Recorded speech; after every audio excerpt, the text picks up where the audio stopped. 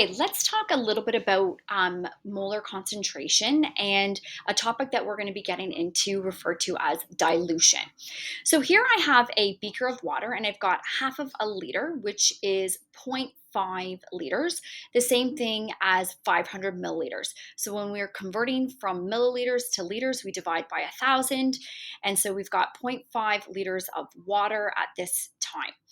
Now notice that I do not have any solute in this container, and I'm going to add a certain quantity, certain moles of solute. And what I would have done is I would have weighed this out, mass divided by molar mass to figure out the number of moles. So here I'm going to use copper 2 sulfate and I'm going to add a certain amount, and notice that the color intensity changes the more moles that I have.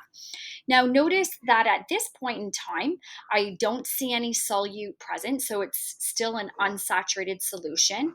I keep adding more, and there comes a point when it becomes saturated, meaning that the solvent is no longer capable of holding all of that solute, and you will see some undissolved particles at the bottom.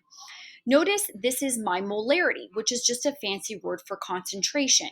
The way that we calculate molarity is we take moles, N, divided by V in liters.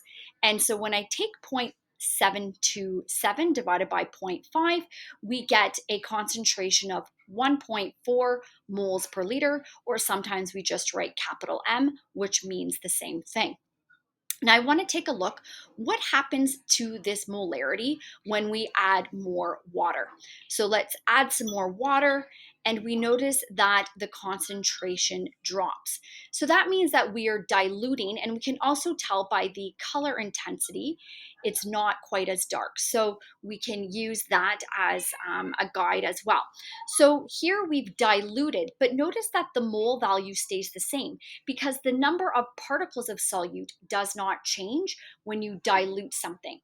If we evaporate some of the water, we would notice that the mole value also stays the same, but the concentration then goes back up. So there's a couple of ways that we can alter the concentration without altering the number of particles in solution. We can change the amount of solvent, okay? And we can also evaporate the solvent and we notice what happens to the concentration. If I add more moles, obviously the concentration goes up, okay? And the volume is staying the same.